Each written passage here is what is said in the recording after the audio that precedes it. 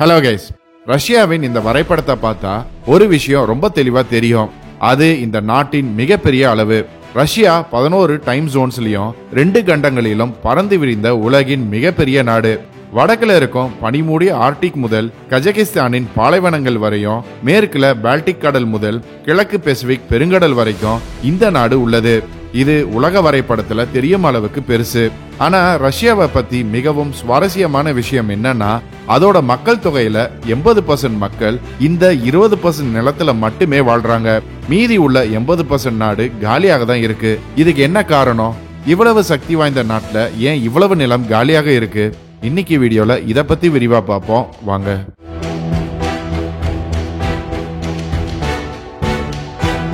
இந்த வீடியோ ரஷ்யாவின் புவியியல், வரலாறு மற்றும் அரசியலை பத்தி பேச போகுது. சோ இதை மறக்காம உங்க ஃப்ரெண்ட்ஸ் அண்ட் ஃபேமிலிக்கு ஷேர் பண்ணுங்க. புது வியூவர்ஸ் நம்ம சேனல் இன்னும் சப்ஸ்கிரைப் பண்ணலைன்னா இமிடியேட்டா சப்ஸ்கிரைப் பண்ணுங்க. பக்கத்திலேயே உள்ள பெல் ஐக்கனையும் பிரஸ் பண்ணுங்க. அப்பதான் நம்ம போடுற புது வீடியோஸ் உங்களுக்கு நோட்டிஃபை ஆகும். ஐரோப்பா சைட்ல இருக்க ரஷ்யாவுக்கும் ஆசியா சைட்ல இருக்கும் ரஷ்யாவுக்கும் இடையில விசித்திரமான ஒரு விஷயத்தை பாப்பீங்க. ஐரோப்பா சைட்ல இருக்கும் ரஷ்யா வெறும் 23% பகுதியை மட்டுமே கொண்டு உள்ளது. ஆனா இங்க 80% ரஷ்யர்கள் வாழ்றாங்க. அதே சமயம் சைபீரியா இல்லைன்னா ஃபார் ஈஸ்ட் ரஷ்யான்னு அழைக்கப்படும் ஆசியா சைட்ல இருக்கும் ரஷ்யாவில 77% பகுதி பரவியுள்ளது மற்றும் இந்த பகுதி பெரும்பாலும் காலியாக உள்ளது. ஐரோப்பிய ரஷ்யாவில தான் ரஷ்யாவின் தலைநகரான மாஸ்கோ இருக்கு. ரஷ்யாவின் கலாச்சார மையமான சென்ட் பீட்டர்ஸ்பர்க்கும் இங்கதான் இருக்கு.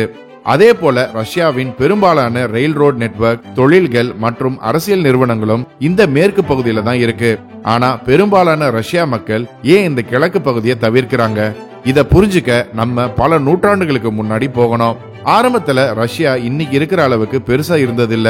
அன்றைய காலத்துல இன்னைக்கு மேற்கு ரஷ்யா மற்றும் யுக்ரைன் அழைக்கப்படும் இந்த பகுதியில சின்ன சால்விக் சமூக மக்கள் இருந்தாங்க.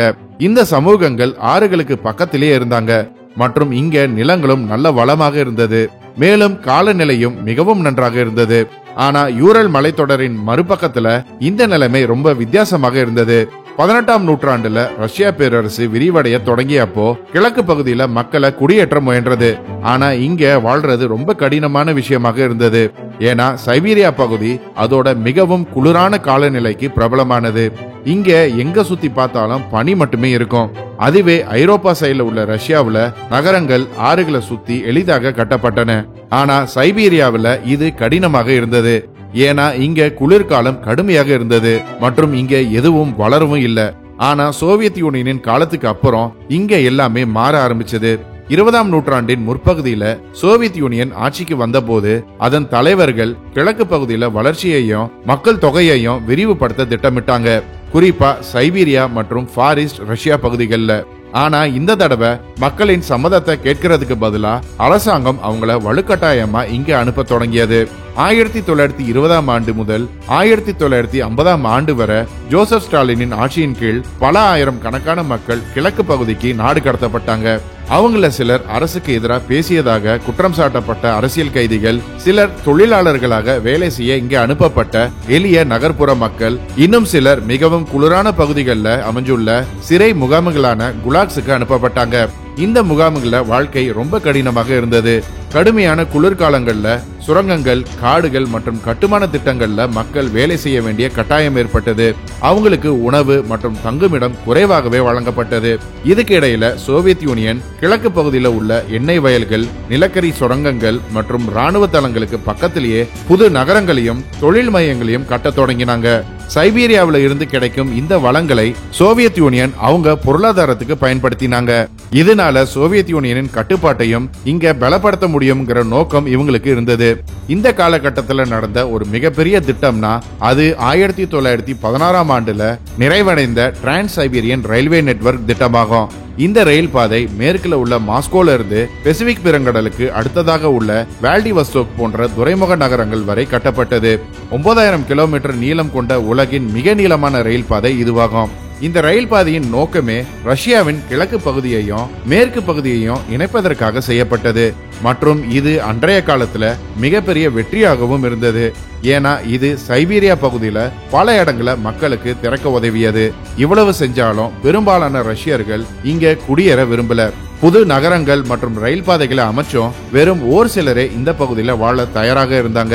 இதுக்கு மிகப்பெரிய மற்றும் இயற்கையான காரணம் ரஷ்யாவின் மேற்கு பகுதி வாழ்வதற்கு எளிதாக இருந்தது. ஐரோப்பிய சைடுல இருக்கும் ரஷ்யாவில வானிலை இனிமையாக இருந்தது. நிலம் வளமாகவும் தட்டையாகவும் இருந்தது.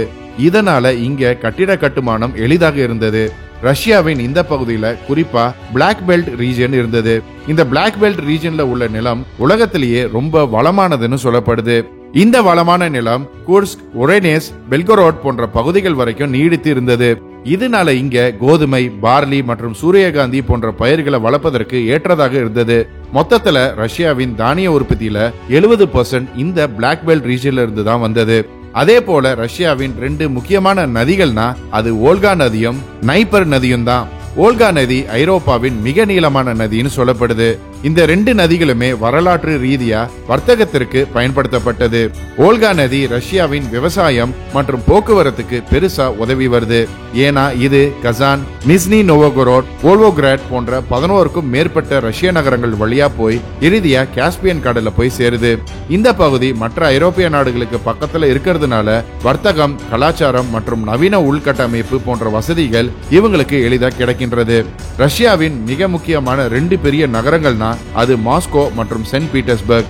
இந்த 2 நகரங்களுமே மேற்கு பகுதியில் உள்ளன மற்றும் இங்க சுமார் 19 மில்லியன் மக்கள் வாழ்றாங்க. இந்த 2 நகரங்களிலுமே நல்ல சாலைகள், சுகாதார அமைப்பு, வேலை வாய்ப்புகள் மற்றும் உயர்தர கல்வி முறை உள்ளன.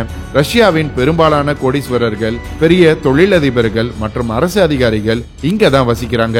இதனாலதான் ப்ரொஃபஷனல்ஸ் மற்றும் ஸ்டூடெண்ட்ஸ் ரஷ்யாவின் இந்த 2 நகரங்களுக்கு மட்டுமே வராங்க.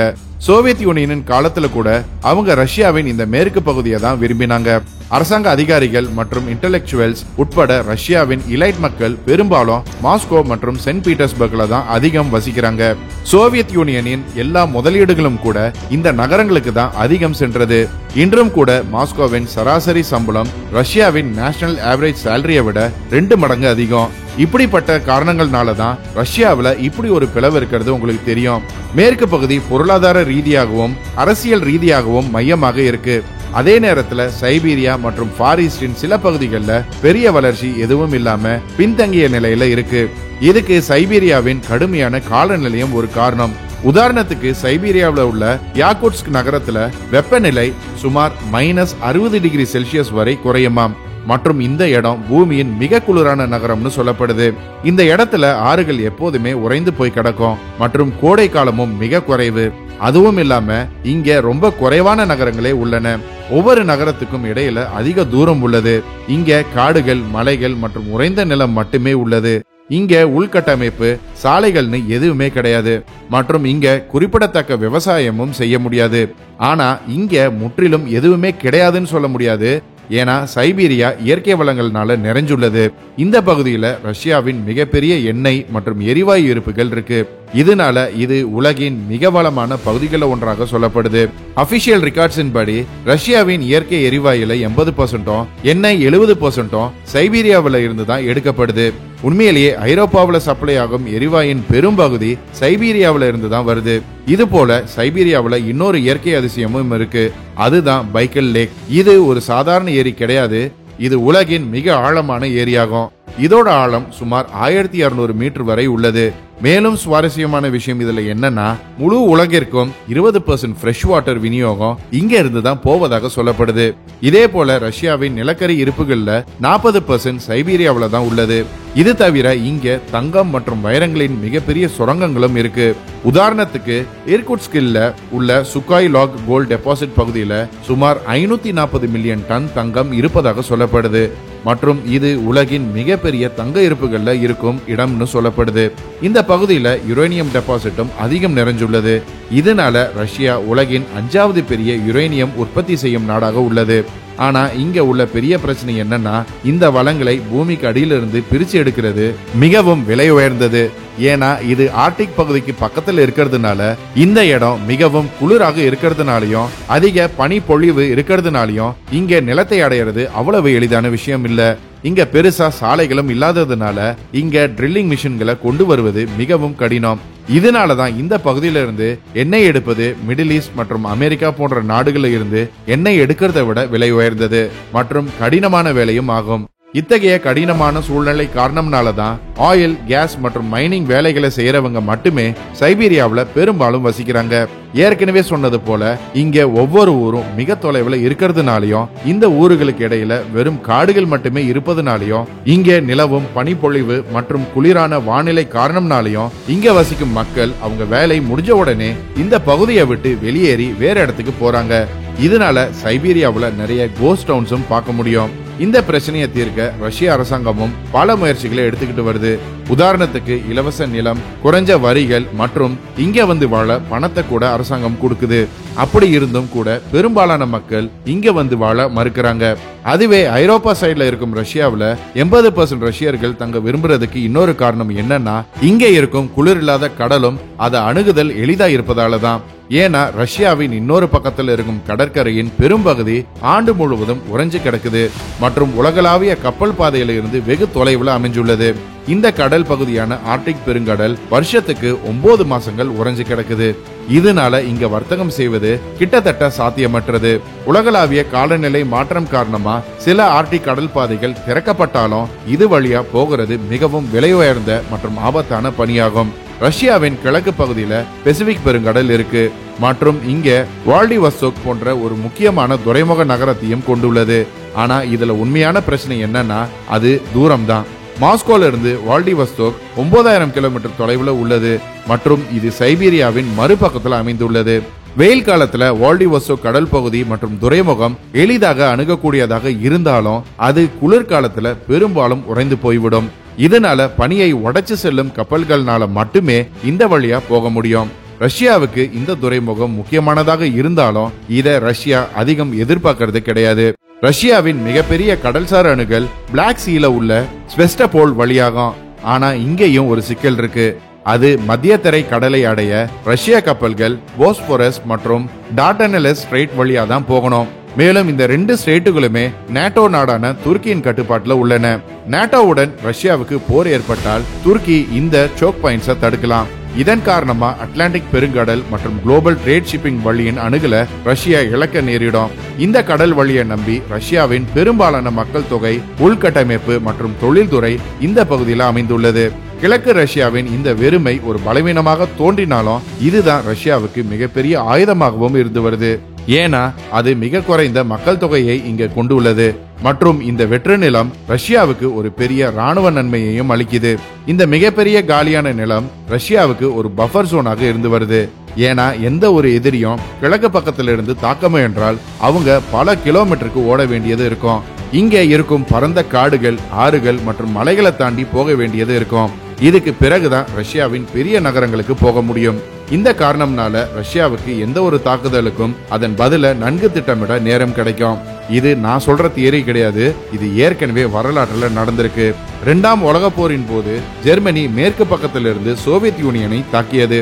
ஜெர்மன் ராணுவம் முன்னேறும் போது சோவியத் யூனியன் ராணுவம் வேணும்னே பின்வாங்கி மிகவும் ஆழமா போனதுனால ஜெர்மன் படைகளுக்கு வரும் சப்ளை லைன் பாதிக்கப்பட தொடங்கியது.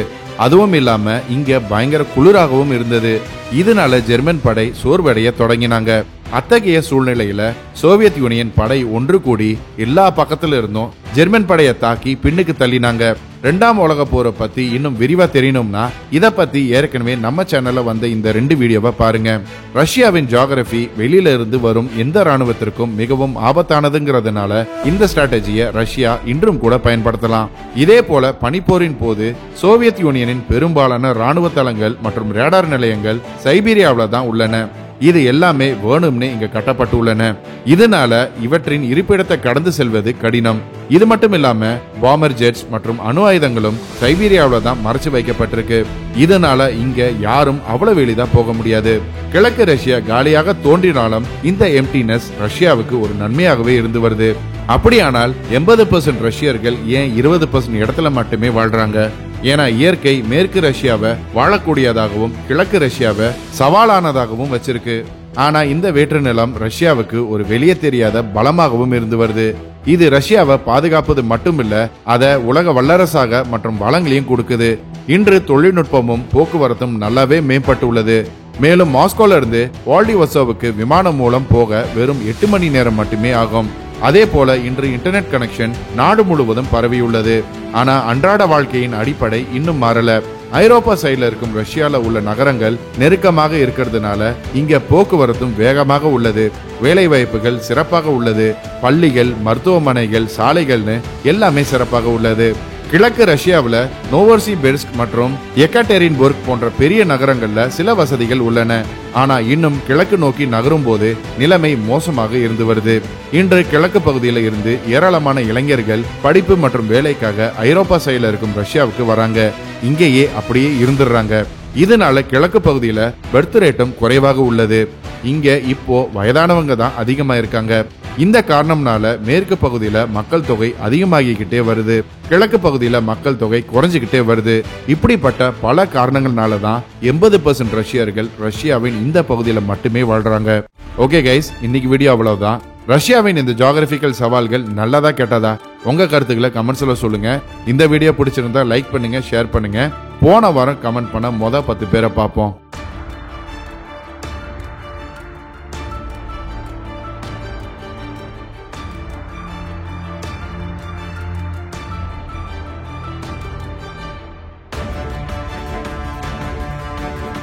இன்னும் ஒரு இன்ட்ரெஸ்டிங்கான வீடியோவில் சந்திப்போம். மறக்காம நம்ம சேனலை சப்ஸ்கிரைப் பண்ணி உங்க ஆதரவு கொடுங்க.